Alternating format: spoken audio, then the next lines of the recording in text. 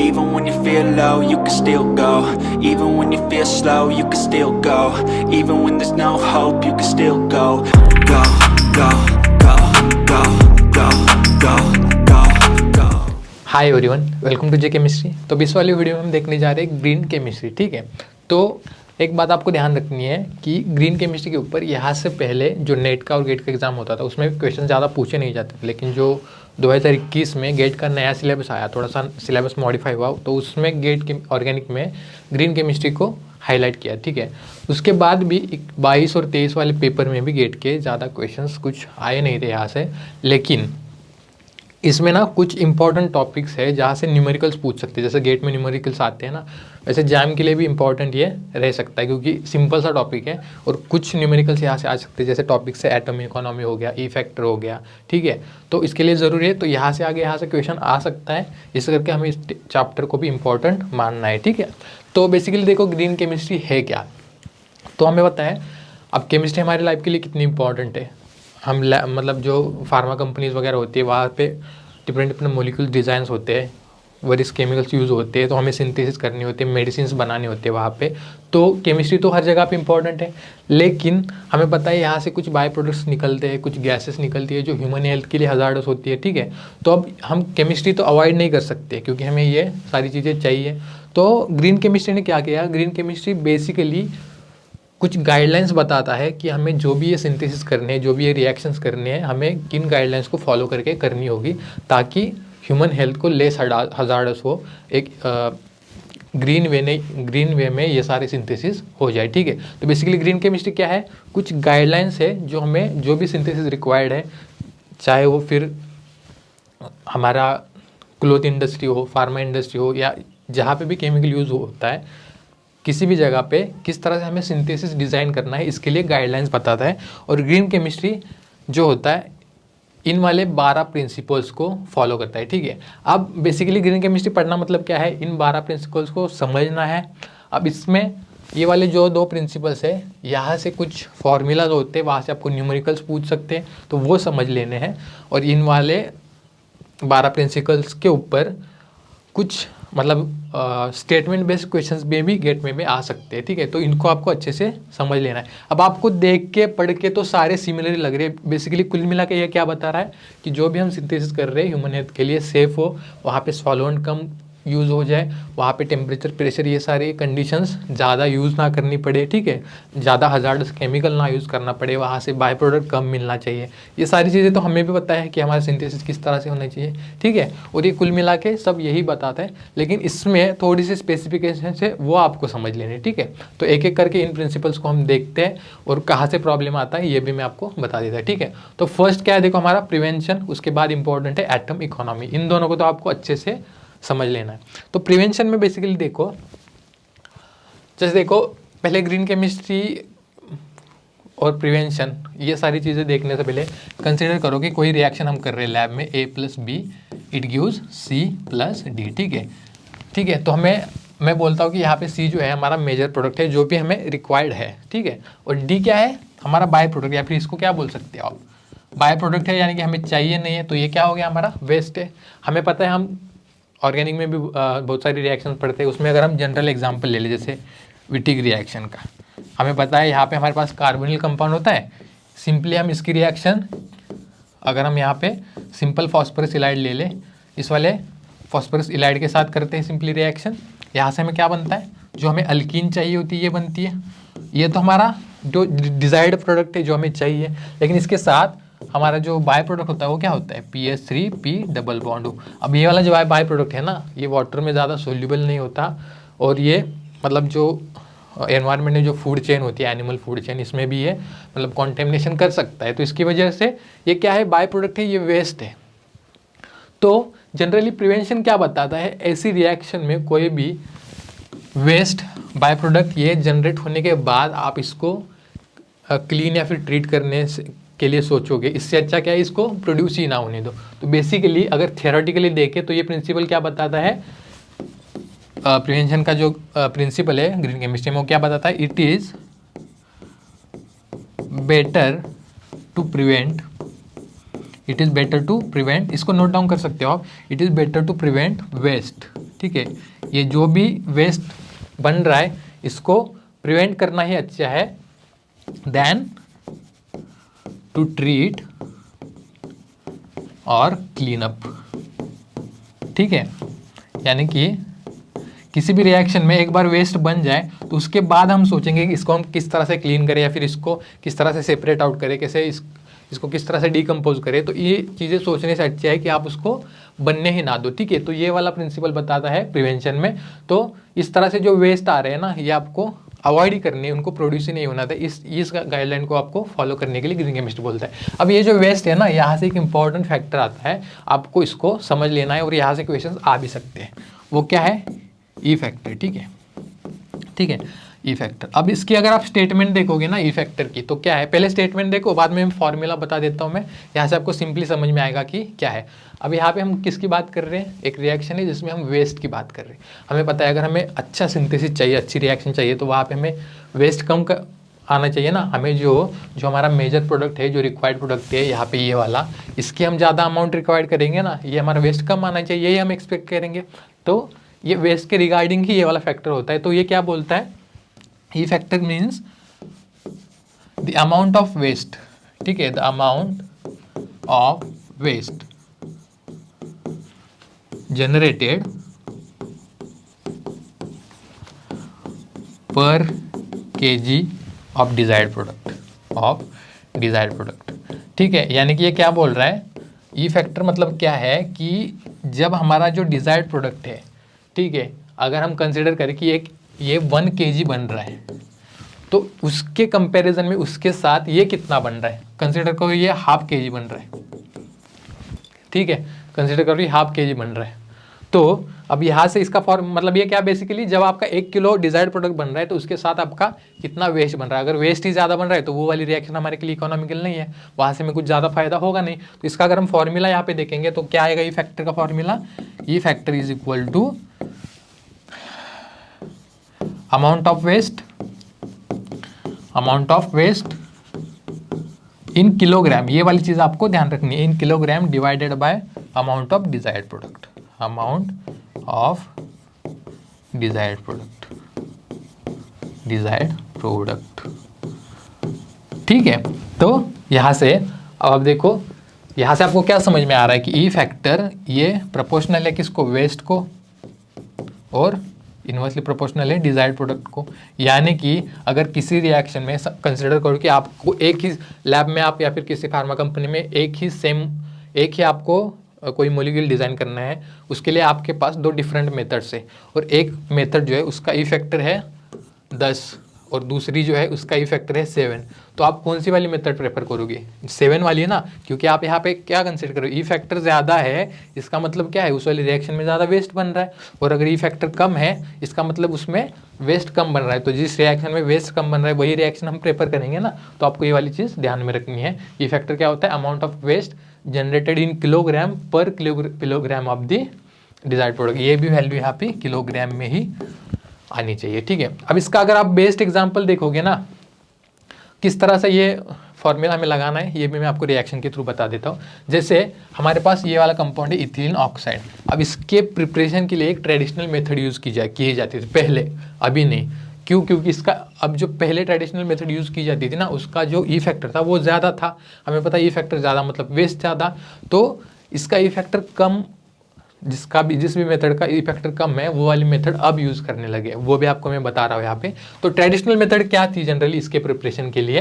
तो देखो, पहले तो यहाँ पे इथीन की रिएक्शन की जाती थी। Just a minute.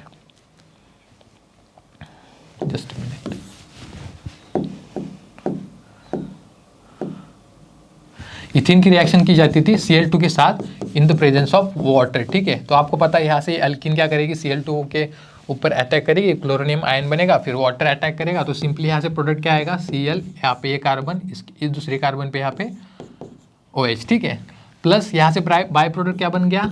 HCl। ये तो एक स्टेप होगी। इसके बाद अब हमें पता है अगर बेस हम यूज़ करेंगे तो बेस क्या करेगा? यहाँ से प्रोटॉन निकलेगा, ये वाला ऑक्सीजन यहाँ पे अटैक करेगा, क्लोरीन बाहर जाएगा। ठीक है, वही यहाँ पे दिखाएंगे, क्लोरीन है हमारा ये वाला, यहाँ पे OH है, इसकी रिएक्शन की हमने बेस के साथ CaOH2 यानी कि कैल्शियम हाइड्रोक्साइड, और यहाँ से हमें प्रोडक्ट क्या मिल गया, जो हमें रिक्वायर्ड प्रोडक्ट था ethylene oxide, plus by product क्या मिल गया, यहाँ पे आप देख सकते हो, यहाँ पे हमें बाय प्रोडक्ट मिलेगा CaCl2 प्लस H2O। ठीक है, तो हमें क्या देखना है, एक तो हमें देखना है कि amount of desired product and amount of waste. तो हमारे डिजायर्ड प्रोडक्ट क्या है, ये वाला। अब ये दोनों क्या है, यहाँ पे ये वेस्ट ही है ना, ये हमें चाहिए नहीं था, ये वेस्ट है। सिमिलरली यहाँ पे ये तो क्या है, हमारे स्टार्टिंग मटेरियल है, तो ये जो बीच में तैयार हुआ है ये भी हमारे वेस्ट ही हुआ, हमारा सिर्फ ये वाला डिजायर्ड प्रोडक्ट है। तो अब हमें अगर ई फैक्टर निकालना है इसका, तो हमें क्या लिखना होगा। अब देखो हमने बोला है कि किलोग्राम में लेना है, ठीक है, अगर किलोग्राम में भी लेते तो भी वो कैंसिल ही होना है, ग्राम में लेते हो तो भी कोई दिक्कत नहीं। लेकिन कभी कभी गेट में ना आपको कुछ घुमा फिरा के पूछ सकते हैं, तो आपको ध्यान रखना है कि ये जो अमाउंट हम ले रहे हैं डिजायर्ड प्रोडक्ट का और वेस्ट का, वो किलोग्राम में लेना है, ठीक है। तो यहाँ पे हम क्या करेंगे, अगर सारी रिएक्शन 1 मोल, ये जो है ये सारे सबस्ट्रेट जो है जो रिएक्टेंट्स है ये 1 मोल है ऐसा मान के अगर हम चल रहे, तो हमें क्या करना है, सिंपली इनके मोलिकुलर मास लेने। जो हमारा प्रोडक्ट है, हमें पता है ई फैक्टर में जो अमाउंट ऑफ डिजायर्ड प्रोडक्ट नीचे आता है यहाँ पे, इसका कितना आएगा, 2 कार्बन से, यानी कि 2 कार्बन के लिए 24, ऑक्सीजन के लिए 16 और 4 यहाँ पे हाइड्रोजन से, यानी कि कितना आ गया 44। तो यहाँ पे नीचे 44 ग्राम आएगा, लेकिन हमें किलोग्राम ले लेना है तो इंटू 10⁻³ किलोग्राम लिख देते हैं, ठीक है। ये तो हो गया हमारा डिजायर्ड प्रोडक्ट का। और ऊपर हम जो लिखेंगे उसमें हमें वेस्ट का लेना है। एक तो वाटर है, हमें पता है इसका मोलिकुलर मास कितना है 18, प्लस यहाँ पे देखो कैल्शियम है और 2 क्लोरीन से, हमें क्लोरीन का पता है 35.5 होता है, तो 2 क्लोरीन का कितना हो गया 71 प्लस यहाँ पे कैल्शियम का 14, यानी कि 111 आ गया है, ये 111 प्लस यहाँ पे आप देखो कौन सा बचा, HCl में क्लोरीन प्लस हाइड्रोजन यानी कि 36.5 आ गया, प्लस यहाँ पे इसका कितना आएगा, यहाँ पे इसका कितना आएगा देखो 2 कार्बन से यानी कि 24, एक क्लोरीन है यानी कि 35.5, ठीक है। इसको राउंड फिगर 36 कर लेते हैं, और यहाँ पे ऑक्सीजन है 16, और अपना यहाँ पे 2 हाइड्रोजन, यहाँ पे 2 और ये वाला 1 हाइड्रोजन यानी कि 5 हाइड्रोजन। तो ये कितना हो गया 12, 16 और 5 यानी कि ये 21 हो गया, और यहाँ पे अपना 2 आ गया 5 और 3 8 यानी कि ये 81 हो गया, ठीक है। तो ये 81 यहाँ पे, तो इसका अगर आप करोगे कैलकुलेशन तो ये कितना आएगा देखो, ये भी बाद में क्या है, ये भी सारा ग्राम में है, तो इसको भी 10⁻³ इंटू 10⁻³ किलोग्राम कर देंगे। ये किलोग्राम से किलोग्राम, 10⁻³ से 10⁻³ कैंसर, ओवरऑल यही आएगा। लेकिन ध्यान रखना है कि किलोग्राम में वैल्यूज लेनी है। इसका अगर आप कैलकुलेशन करोगे तो यहाँ पे इसका फैक्ट सब आप करके देखोगे तो इसका अराउंड 5.6 कुछ करके आएगा, ठीक है 60। आपको गेट में ध्यान रखना है कि एग्जैक्ट वैल्यू मांगता है, तो आपको गेट में और एग्जाम में एग्जैक्ट वैल्यू निकाले, कंसिडर कर लो कि इस वाले रेंज में आ रही है 5.6 ना, अगर आप करके देखोगे तो इसके लिए फिर इसका इफेक्ट क्योंकि ज़्यादा था, इसमें वेस्ट प्रोडक्ट ज़्यादा जनरेट हो रहा, तो इसके लिए जो अभी के लिए मेथड आई वो क्या थी, सिंपली इन्होंने इथिलीन जो था इसका ऑक्सीडेशन किया, और यहाँ से हमारे पास जो रिक्वायर्ड प्रोडक्ट है इथिलीन ऑक्साइड बना दिया, और यहाँ से बाय प्रोडक्ट क्या बन गया, एक ऑक्सीजन यानी कि हाफ ऑफ दी O2 लिख सकते हैं। तो अब हम ई फैक्टर अगर देखेंगे तो क्या आएगा, इसका तो हमें पता है 44 आ रहा है, और इसका अगर आप देखोगे तो ये आएगा 16। ये अगर आप कैलकुलेशन करोगे तो ये अराउंड 0.3 आ रहा है। तो आप देख सकते हो यहाँ पे ई फैक्टर था 5.6 और यहाँ पे 0.3, यानी कि यहाँ पे वेस्ट ज़्यादा जनरेट हो रहा है, तो ये वाली हमारे के लिए इकोनॉमिकल अच्छी मेथड होगी। तो इस तरह से ई फैक्टर वाला आपको पूछ सकता है। सिर्फ आपको ध्यान में रखना है ई फैक्टर मतलब अमाउंट ऑफ वेस्ट जनरेटेड पर kg ऑफ डिजायर्ड प्रोडक्ट, ठीक है। तो ये वाला फॉर्मूला आपको ध्यान रखना है। तो ये हो गया एक तो प्रिवेंशन वाला फैक्टर कि आपको वेस्ट जनरेट होने के बाद उसको क्लीन या फिर ट्रीट करने से अच्छा है कि आपको सोचना है उसको हमें प्रिवेंट ही करना है, तैयारी नहीं होने देना। इसके बाद देखो हमारा एटम इकोनॉमी। बेसिकली देखो पहले तो स्टेटमेंट देखो, बाद में समझ लेते हैं। एटम इकोनॉमी क्या बताता है कि जब भी आपको पॉसिबल है आपको कुछ इस तरह का सिंथेसिस डिज़ाइन करना है कि वहाँ पे जो भी हमारा स्टार्टिंग मटेरियल है, ठीक है, वो सारा का सारा किस में कन्वर्ट हो जाए, प्रोडक्ट में। मतलब उसमें अगेन वो प्रिवेंशन वाला ही आता है कि इसमें भी आपको कुछ वेस्ट बनने नहीं देना है, ठीक है। बेसिकली इसका स्टेटमेंट क्या है, whenever possible the synthesis should be designed should be design, ठीक है, design to maximise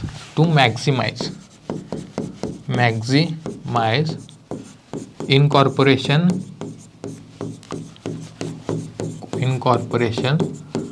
of all the starting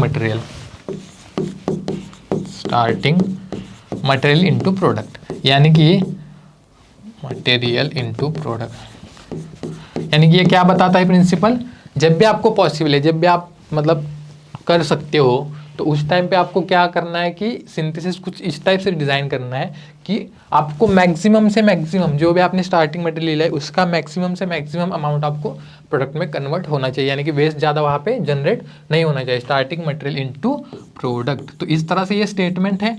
अगर हम वैसे देखने जाए फॉर्मूला टाइप, तो इसका फॉर्मूला क्या बनता है, देखो इसका फॉर्मूला अगर हम लिखने जाए, atom economy is equal to क्या हो जाएगा, molecular mass of desired product यानी जो हमें बनाना है desired product divided by molecular mass of starting material.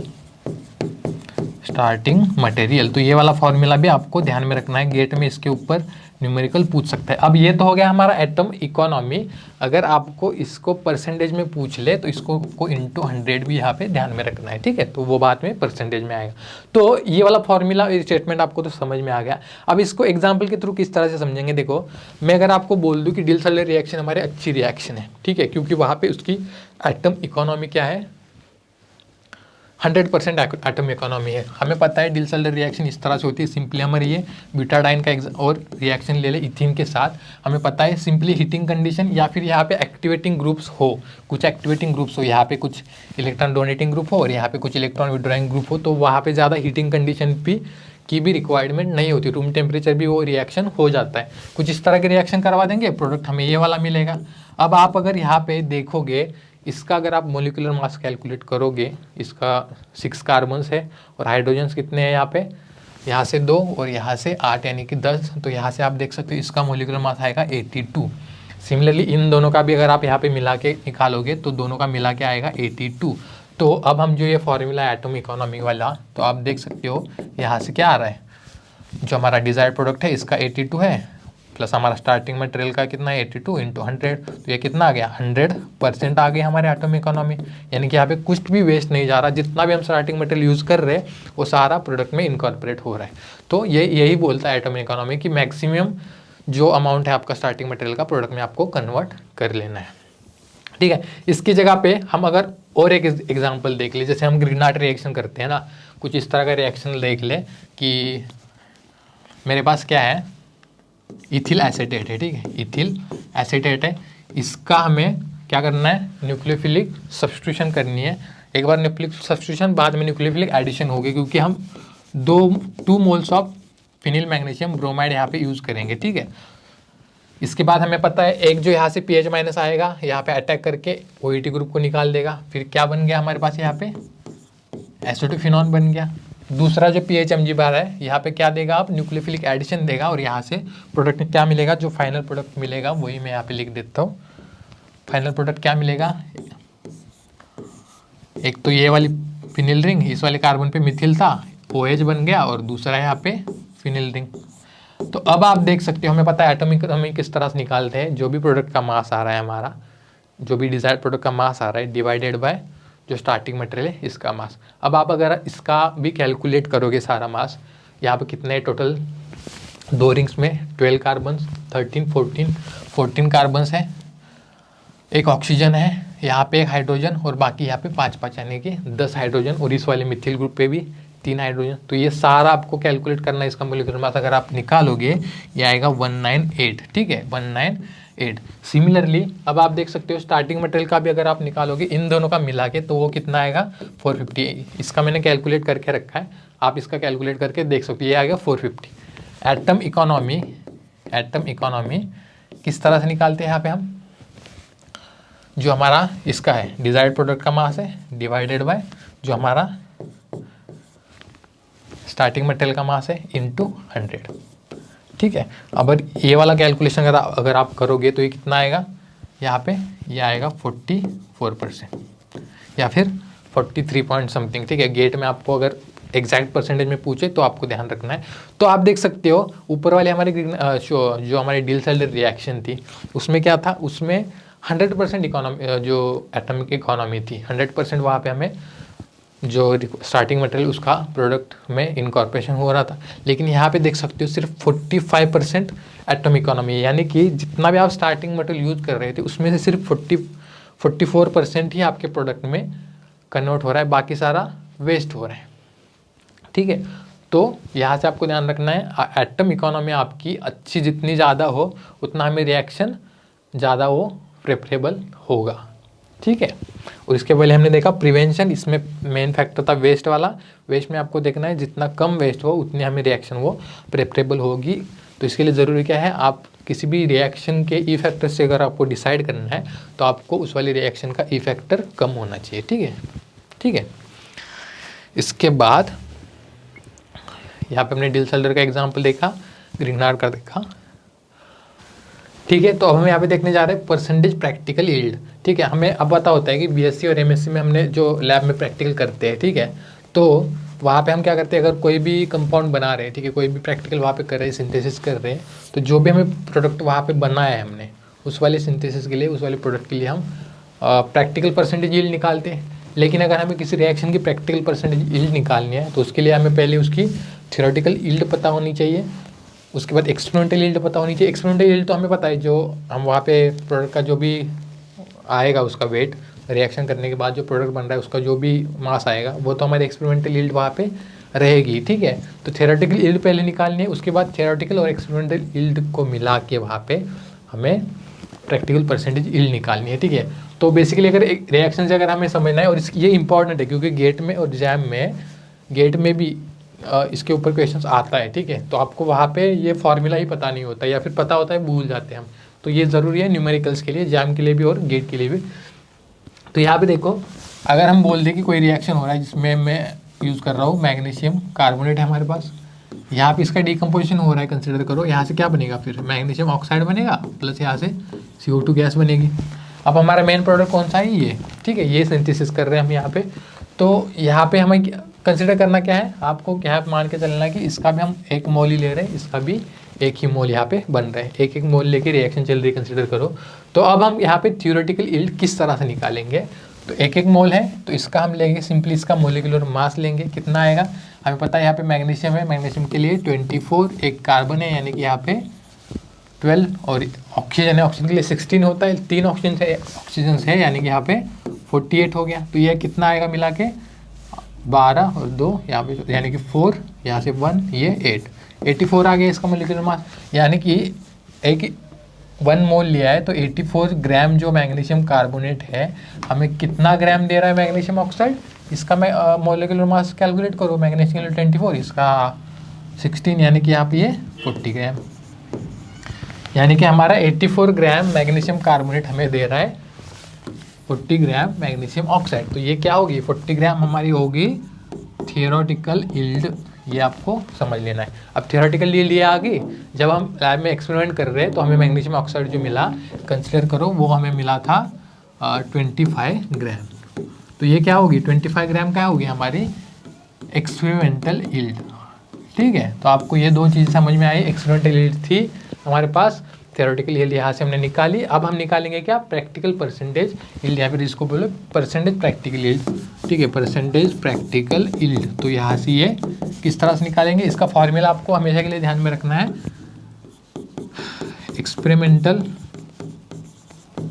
Experimental yield divided by theoretical yield,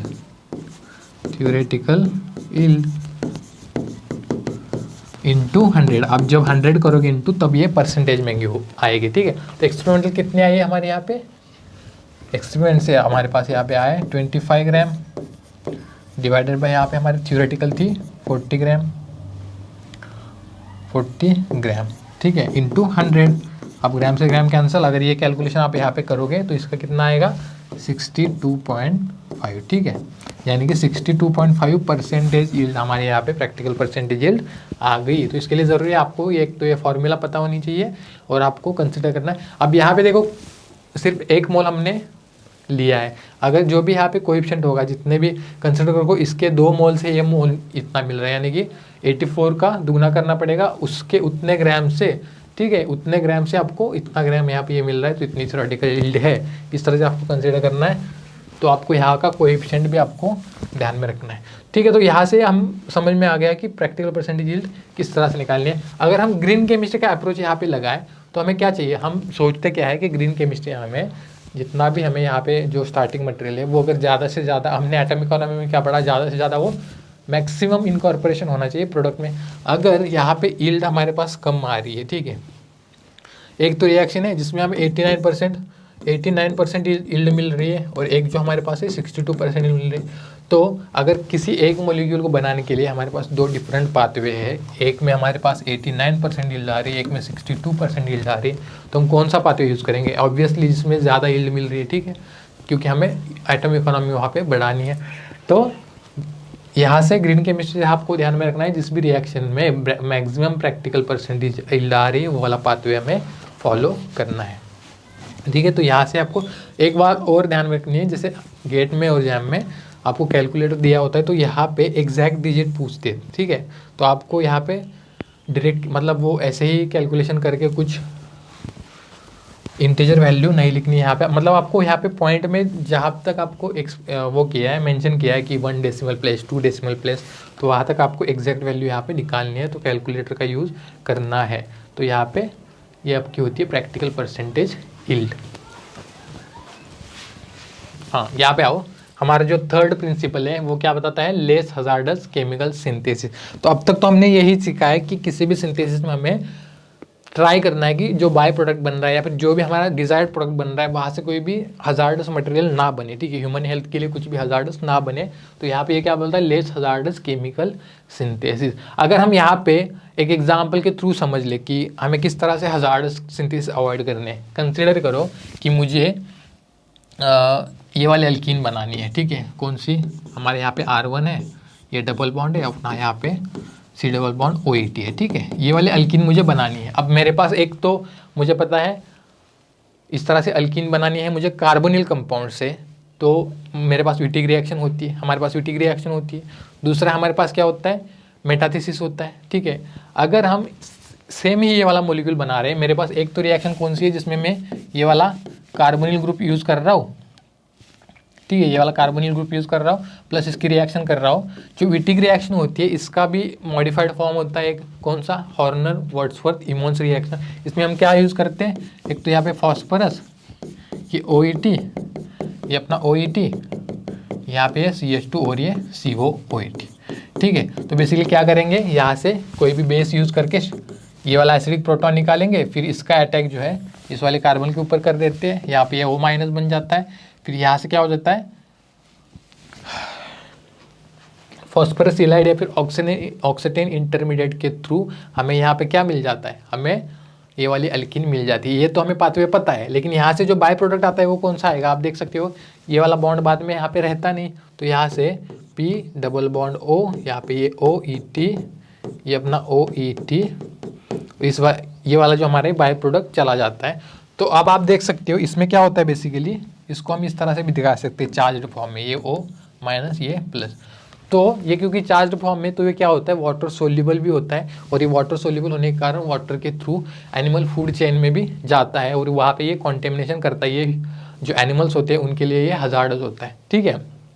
तो यही अल्कीन हमें बनानी थी, लेकिन जो पाथवे था इसमें हमारे पास ये वाला हजार्डस मटेरियल था। अगर हम किसी दूसरे पाथवे को यूज़ करके, बेसिकली प्रिंसिपल क्या बताता है कि लेस हजार्डस केमिकल सिंथेसिस हमें करना है, ये वाले अल्कीन बनानी थी, लेकिन इस वाले पाथवे में एक तो इतने ज़्यादा मटेरियल भी यूज़ करना था, प्लस ये वाला बाय प्रोडक्ट भी मिल रहा था जो कि हजार्डस है। सिमिलर केमिकल हम किस अलग पाथवे से यूज़ कर सकते हैं, तो हमारे यहाँ पे क्या होता है, मेटाथेसिस, ग्रब्स कैटालिस्ट यूज़ करके जो अल्कीन मेटाथेसिस करते हैं वो हम कर सकते हैं। जैसे मैंने ये वाला अल्कीन ले लिया, ठीक है, इसका मैंने मेटाथेसिस किया किसके साथ, यहाँ पे मेरे साथ मेरे पास ये वाला ईस्टर है, unsaturated alpha beta unsaturated Easter है, इसको अगर हम ग्रब्स कैटलिस्ट के प्रेजेंस में यहाँ पे ट्रीट कर दे तो हमें जो रिक्वायर्ड अल्कीन है वो तो मिल ही जाएगी यहाँ पे, वो तो हमें यहाँ पे मिल ही जाएगी, प्लस यहाँ पे कोई भी बाय प्रोडक्ट नहीं मिलेगा और जो हजार्डस भी नहीं होगा। सिंपली हमें जो मिलेगा वो क्या होगा, जो ग्रब्स कैटलिस्ट होगा, जो कैटलिस्ट का काम करे वो रीजनरेट होगा, बाद में वो फिर रिएक्शन में हेल्प करेगा। तो यहाँ पे कोई भी बाय प्रोडक्ट नहीं बन रहा। देख सकते हो आप, सेम केमिकल के लिए हमें लेस हजार्डस सिंथेटिक पाथवे हमने यहाँ पे यूज़ किया है। तो इस तरह से आपको ये प्रिंसिपल बताता है कि लेस हजार्डस केमिकल सिंथेसिस आपको यूज़ करना है। दूसरा कौन सा एग्जांपल है हमारे पास, जो भी पेरिसाइक्लिक रिएक्शंस होती है वो भी हमारी क्या है, एक अलग सी ब्रांच है जिसमें जो थोड़ा क्या ग्रीन केमिस्ट्री को ही फॉलो करती है, जहाँ पे लेस हजार्डस केमिकल सिंथेसिस होता है। एग्जाम्पल अगर हम यहाँ पे जो 3,3 सिग्माट्रोपिक शिफ्ट होती है उसके एग्जाम्पल्स होते हैं कोप रीअरेंजमेंट, ऑक्सी कोप रीअरेंजमेंट, ठीक है। ये वाला एग्जांपल अगर हम यहाँ पे ले लें कोप रीअरेंजमेंट वाला, यहाँ पे इसको हीटिंग कंडीशन देंगे तो हमें पता है किस तरह से रिएक्शन करते हैं। यहाँ पे ये 1 2 ये 3, ये 1 2 ये 3। सिंपली क्या करेंगे, यहाँ पे इसका ब्रेकिंग कर देंगे 1 1 वाले बॉन्ड का, इसको यहाँ पे शिफ्ट करेंगे, इसको यहाँ पे, यहाँ से हमें प्रोडक्ट क्या मिल जाएगा,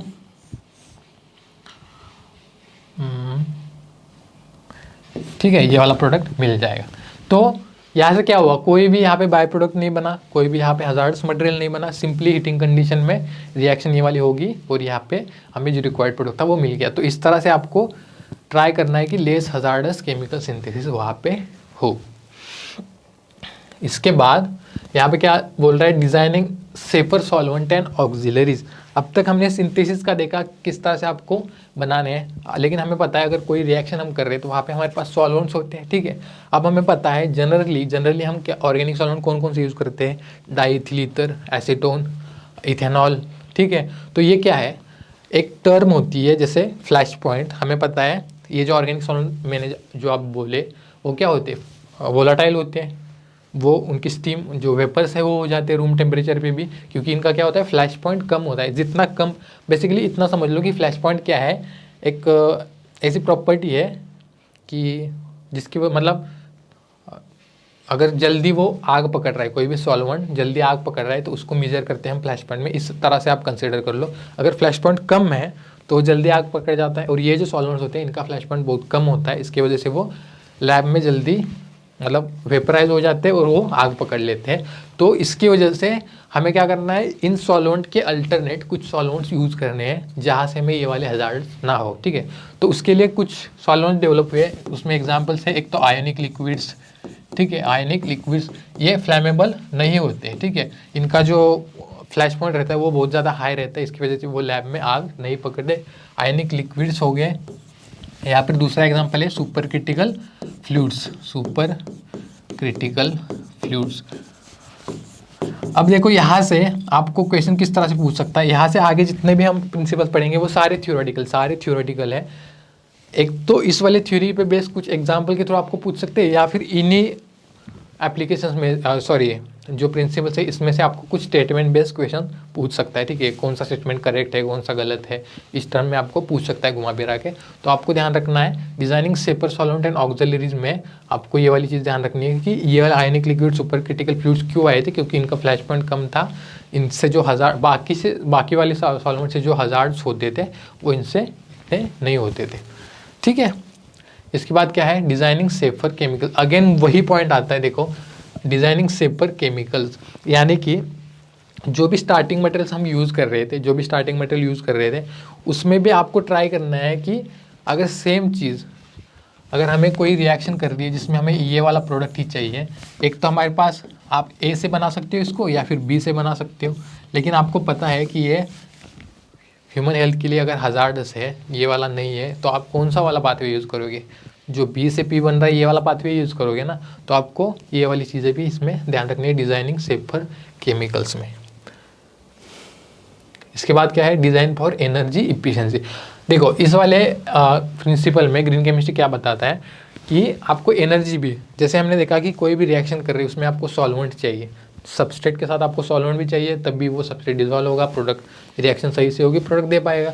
उसी तरह से हमें पता है कि कुछ रिएक्शंस के लिए कुछ रिएक्शंस ही रूम टेम्परेचर पे हो पाती है, उनकी जो एक्टिवेशन एनर्जी होती है वो रूम टेम्परेचर पे ही वो वाली रिएक्शन मतलब अटेंड कर पाती है, वो प्रोडक्ट दे देती है। लेकिन कुछ रिएक्शन है जिसमें आपको फोटोकेमिकल कंडीशन, हीटिंग कंडीशन की रिक्वायर्ड होती है। अब ये जो टेम्परेचर प्रेशर वाली कंडीशन है, ये अगर आपको किसी रिएक्शन में ज़्यादा लग रही है, ठीक है, और किसी रिएक्शन में आपको कम लग रही है, तो जहाँ पे भी आपकी एनर्जी कम जा रही है वो वाली रिएक्शन आप प्रेफर करोगे।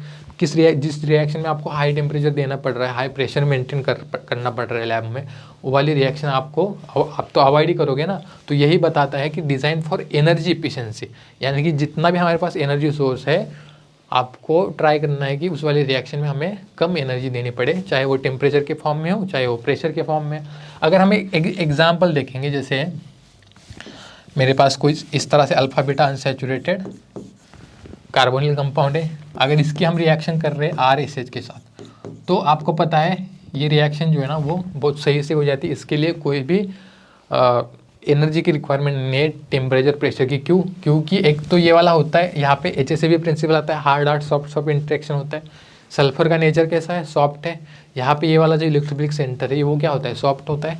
इनके इंट्रैक्शन की वजह से ये वाला यहाँ पे अटैक कर देता है, बाद में ये इधर जाएगा, ये यहाँ पे O- बनेगा, और लास्ट स्टेप में सिंपली देखो RS यहाँ पे बन गया, ये डबल बॉन्ड इधर आ गया, ये अपना O- बन गया, यहाँ पे H है, बाद में सिंपली ये इधर आएगा और इसका वर्क कर देंगे, तो फाइनल प्रोडक्ट यहाँ पे क्या बन जाएगा, फाइनल प्रोडक्ट यहाँ पे हमारा बन जाएगा ये वाला। तो ये वाली रिएक्शन जो है इनके अच्छे इंट्रैक्शन की वजह से क्या होगी, लेस एनर्जी पे होगी, वहाँ पे टेम्परेचर प्रेशर की कोई भी रिक्वायरमेंट नहीं लगी। तो आपको इस तरह से सिंथेसिस कुछ डिज़ाइन करने हैं जहाँ पे भी आपको टेम्परेचर प्रेशर इनकी ज़्यादा ज़रूरत ना पड़े, ठीक है। ये प्रिंसिपल बताता है। बेसिकली यहाँ से आगे जो भी प्रिंसिपल्स है ना वो बेसिकली कुछ गाइडलाइंस की तरह, कुछ थ्योरेटिकल पार्ट ही, तो आपको सिंपली इनको पढ़ के जाना है। लेकिन यहाँ से स्टेटमेंट बेस्ड क्वेश्चन आपको पूछ सकता है, या फिर कोई एग्जाम्पल भी दे सकता है। जैसे हमने ये वाली रिएक्शन ले ली, हमें पता था कि यहाँ पे हार्ड सॉफ्ट इंटरेक्शन होता है, तो यहाँ पे अगर हम ज़्यादा टेम्परेचर प्रेशर भी ना लगाए तो ये वाली रिएक्शन हो सकती है। तो इसके साथ आपको और भी कुछ रिएक्शन देंगे जिसमें आपको कुछ रिएक्शन में हाई टेम्परेचर प्रेशर की रिक्वायरमेंट होगी, तो आपको वहाँ पे MSQ टाइप में वो क्वेश्चन पूछ सकता है कि which of the following reactions will be occur at room temperature, ठीक है। तो इस तरह से आपको एग्जाम्पल के थ्रू भी पूछ सकता है, ये वाली चीज़ भी आपको ध्यान में रखनी है। यहाँ पे क्या बोल रहा है, use of renewable food stock, यानी कि हमें पता है अगर जो भी स्टार्टिंग मटेरियल, जो भी कैटलिस्ट, जो भी हम कुछ सॉल्वेंट यूज़ कर रहे हैं, वो अगर एक बार यूज़ करने के बाद ही उसको फेंकना पड़ रहा है, वो हम डिसमिस कर रहे हैं, तो वो वाला हमारे पास इफिशिएंट पाथवे नहीं होगा। जो भी हम मटेरियल यूज़ कर रहे हैं अगर हमें उसको रिन्यू कर सकते हैं, ठीक है, रिन्यू अगर कर सकते हैं तो हमारे लिए अच्छा सिंथेसिस रहेगा। जैसे देखो सेल्यूलोज, लिग्निन वगैरह ये जो होते हैं ना, ये अगर हम कभी बनाते हैं किसी रिएक्शन में तो इनका आगे लेदर इंडस्ट्री में वगैरह यूज़ होता है, ठीक है। से इसके एग्जांपल क्या है, अगर हम एग्जांपल देखेंगे सेल्यूलोज, लिग्निन, इनको अगर हम किसी प्रोसेस से बनाते हैं या फिर किसी प्रोसेस कोई भी रिएक्शन है, देखो इनका अगर ये वाले बाय प्रोडक्ट्स है लिग्निन, सेल्यूलोज, तो किसी रिएक्शन के कंसिडर करो A प्लस B की रिएक्शन हो रही कोई भी कंपाउंड से, यहाँ से आपको C प्रोडक्ट मिल रहा है प्लस इसके साथ आपको सेल्यूलोज बाय प्रोडक्ट मिल रहा है, ठीक है। तो ये जो सेल्यूलोज लिग्निन है ये क्या है, ये जो लेदर इंडस्ट्रीज वगैरह है इनके लिए अच्छे मटेरियल्स है, इनके लिए स्टार्टिंग मटेरियल्स है। तो यानी कि यहाँ से इस वाली रिएक्शन का जो बाय प्रोडक्ट था वो किसी एक इंडस्ट्री में आपको स्टार्टिंग मटेरियल के तौर पे जा रहा है, यानी कि यहाँ पे रिन्यूएशन हो रहा है, जो भी हम मटेरियल यूज़ कर रहे थे उसका रिन्यूएशन हो रहा है। तो इस तरह से आपको ट्राई करना है कि आप रिन्यूएबल फीड स्टॉक यूज़ करो, ऐसे मटेरियल्स यूज़ करो जहाँ से आपको इसके बाय प्रोडक्ट्स या फिर वो स्टार्टिंग मटेरियल आप रिन्यू कर सकते हो, ठीक है। इसके बाद क्या है, देखो रिड्यूस डेरिवेटिव्स। अब ये वाला एक इंपॉर्टेंट चैप्टर है, यहाँ से आपको क्वेश्चंस पहले भी मतलब पूछते थे लेकिन वो सिंथेसिस के फॉर्म में। जैसे देखो अगर हमें क्या करना है, मेरे पास ये वाला कंपाउंड है, अब इसमें आपको ये वाला अगर समझना है तो आपको यहाँ पे रिएजेंट का भी नॉलेज होना चाहिए। देखो अगर मुझे यहाँ पे सिलेक्टिवली इसका रिडक्शन करना है, ठीक है, इसका रिडक्शन करना है यहाँ पे, और अगर मैं यहाँ पे LiLH4 यूज़ कर दूँ, ठीक है, LiLH4 यूज़ कर दूँ, तो मुझे पता है LiLH4 क्या है, बहुत ज़्यादा स्ट्रॉन्ग रिड्यूसिंग एजेंट है, इसका भी रिडक्शन कर देगा और इसका भी रिडक्शन कर देगा, और यहाँ से प्रोडक्ट क्या देगा, ये वाला प्रोडक्ट देगा। लेकिन हमें ये प्रोडक्ट चाहिए नहीं, हमें प्रोडक्ट कौन सा चाहिए, हमें सिर्फ यहाँ पे सिलेक्टिवली इसका रिडक्शन करना है, यानी कि हमें यहाँ पे रिक्वायर्ड प्रोडक्ट है ये वाला, हमें यहाँ पे रिक्वायर्ड प्रोडक्ट क्या है ये वाला, लेकिन हमें मिल रहा है कौन सा, ये ऊपर वाला। तो ऐसे केसेस में हम क्या करते हैं, पहले क्या कर देंगे, हम इसको कुछ इस तरह से डायोल यूज़ करके, कुछ इस तरह से डायोल यूज़ करके पहले प्रोटेक्शन कर देंगे। बेसिकली हम कौन सा समझ रहे हैं प्रिंसिपल, कि आपको डेरिवेशन जो है, जो एक्स्ट्रा डेरिवेशन जो है वो रिड्यूस करनी है। बेसिकली मैं एग्जांपल के थ्रू किस तरह समझा रहा हूँ, हमें इस वाले कंपाउंड में इस वाले ग्रुप को रिड्यूस करना था। LiH4 या फिर कोई भी स्ट्रॉन्ग रिड्यूसिंग एजेंट यूज करने के बाद दोनों ग्रुप रिड्यूस हो गए थे, लेकिन सिलेक्टिवली क्योंकि हमें ये वाला यहाँ तक रिडक्शन करना था, तो हमने क्या किया, एसिडिक कंडीशन में डायोल के साथ पहले इसका प्रोटेक्शन किया, किसका, कीटोन का। पहले यहाँ पे ये कीटोन फंक्शनल ग्रुप जो है इसका इस तरह से प्रोटेक्शन किया, और बाद में अब ये जो बन रहा है OET, इसको अगर हम LiH4 के साथ ट्रीट कर देंगे तो हमें पता है अब ईस्टर जो है वो रिड्यूस हो जाएगा। ईस्टर तो यहाँ पे रिड्यूस हो गया इस तरह से, लेकिन ये प्रोटेक्टेड फॉर्म में हमारा अभी भी है, ठीक है, ये प्रोटेक्टेड फॉर्म में हमारा यहाँ पे अभी भी है, ठीक है। इसके बाद क्या करेंगे, इसके बाद हम एसिडिक कंडीशन दे के इसका फिर एसिडिक कंडीशन और यहाँ पे एक्वियस कंडीशन में फिर इसका डी प्रोटेक्शन करेंगे, तब जाके हमें ये मिलेगा यहाँ पे कीटोन, और बाद में ये अपना जो रिड्यूस हुआ है। यानी कि आप देख सकते हो यहाँ से इस वाले प्रोडक्ट तक पहुँचने के लिए हमें क्या करा, एक तो इसका ये डेरिवेटिव बनाना पड़ा प्रोटेक्शन करके, बाद में इस वाले डेरिवेटिव को फिर ये वाला रिएजेंट यूज़ करके डी प्रोटेक्ट करना पड़ा, यानी कि ये अननेसेसरी डेरिवेटेशन हो गई ना। तो अगर आपको यहाँ पे रिएजेंट का नॉलेज होता तो हमें पता है कीटोन, और अगर हमारे पास यहाँ पे ईस्टर है और अगर हमें सिलेक्टिवली ईस्टर का रिडक्शन करना है तो हमें पता है LiBH4 जो होता है, LiBH4 की एफिनिटी होती है ईस्टर फंक्शनल ग्रुप के लिए। वो क्या कर देता, अगर ये वाला LiBH4 यूज़ करते ना तो सीधा यहाँ से इसमें रिडक्शन हो जाता, कीटोन ग्रुप का रिडक्शन नहीं होता। ये वाली चीज़ आपको पता होती तो ये अननेसेसरी डेरिवेटाइजेशन करना नहीं पड़ता। तो ग्रीन केमिस्ट्री क्या बताता है, आपको अननेसेसरी डेरिवेटाइजेशन जो है वो रिड्यूस करना है, इतने सारे डेरिवेटिव्स रिएक्शन में नहीं बता रहे, क्योंकि फिर वही पॉइंट्स आ गए ना। हम अब तक क्या पढ़ रहे थे कि एनर्जी इफिशिएंसी होनी चाहिए, हमारे रिएक्शन में स्टेप कम होने चाहिए, टाइम बचना चाहिए, ठीक है, जो मटेरियल्स है, जो भी केमिकल्स है वो कम यूज़ होने चाहिए।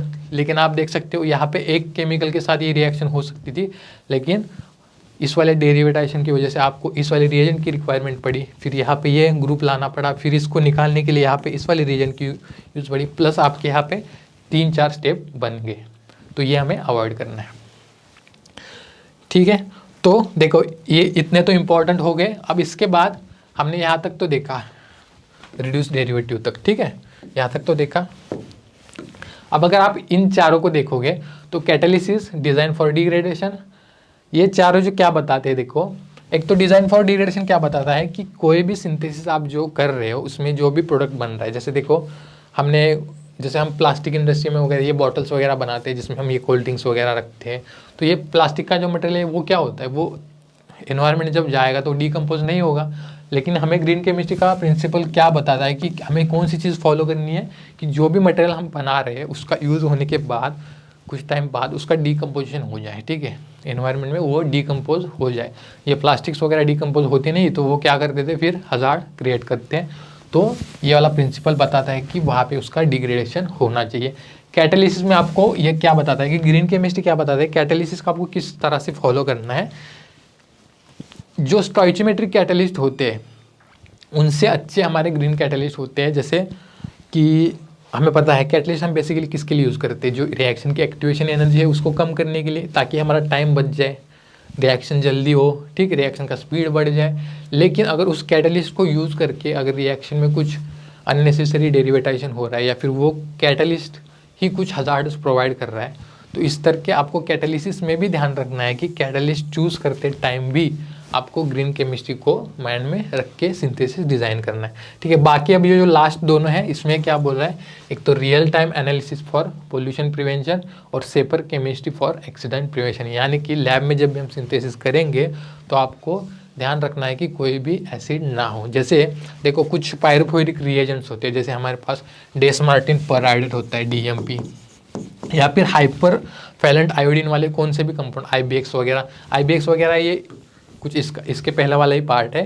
जिसमें हाइपरवैलेंट आयोडीन होता है। ये हो गए जो भी पायरोफोरिक रिएजेंट होते हैं, वो अगर उसको थोड़ी सी भी एक्वियस कंडीशन मिल जाए या फिर तो टेम्परेचर हो जाए तो वो ब्लास्ट कर जाते हैं। तो ऐसे जो पायरोफोरिक रिएजेंट्स है या फिर दूसरे भी कुछ चीज़ें हैं तो इसके लिए आपको ध्यान रखना है कि जो सेफ्टी इंस्ट्रक्शंस होते हैं लैब में वो आपको पता होनी चाहिए। यानी कि ग्रीन केमिस्ट्री बताता क्या है, safer chemistry for accident prevention. अगर इस तरह से कुछ केमिकल्स ब्लास्ट कर जाते हैं तो वहाँ पे एक्सीडेंट होने के चांसेस है, इस चीज़ों को भी आपको प्रिवेंट करना है। और ये जो है real time analysis for pollution prevention, यानी कि टाइम टू टाइम हमें एनालिसिस करना पड़ेगा कि जो हम सिंथेसिस कर रहे हैं, जहाँ पे भी कहीं फार्मा इंडस्ट्रीज़ वगैरह है तो इस एरिया में किस तरह से पोल्यूशन बढ़ रहा है, उसका रेट क्या है, ये प्रॉपर आपको उसका एनालिसिस रखना है।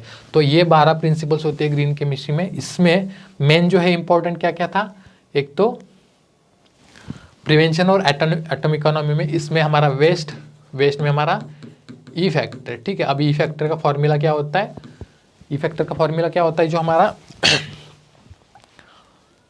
अमाउंट ऑफ वेस्ट जनरेटेड पर किलोग्राम ऑफ दी हमारा डिजायर्ड प्रोडक्ट। एटॉमिक इकोनॉमी में हम क्या देखते हैं कि जो भी हम स्टार्टिंग मटेरियल यूज़ कर रहा है कि उसमें हमें मैक्सिमम पार्ट जो है वो इसमें डिजायर्ड प्रोडक्ट में कन्वर्ट करना है, ठीक है। तो वहाँ पे आपको दोनों के मोलिकुलर मासेज जो है वो कैलकुलेट करने पड़ेंगे, फिर उसको 100 से जब मल्टीप्लाई करेंगे तो वहाँ पे हमें परसेंटेज में मिलेंगी एटम इकोनॉमी, ठीक है। इसके बाद देखो लेस हजार्डस केमिकल सिंथेसिस में भी हमने देखा कि किस तरह से हमें, अगर हमारे पास सेम केमिकल फॉर्मेशन के लिए अगर 2 पाथवेज है तो उसमें से हमें लेस हजार्ड जो है वो चूज़ करना है। उसमें हमने फिर पेरिसाइक्लिक रिएक्शन के एग्जाम्पल भी देख लिए।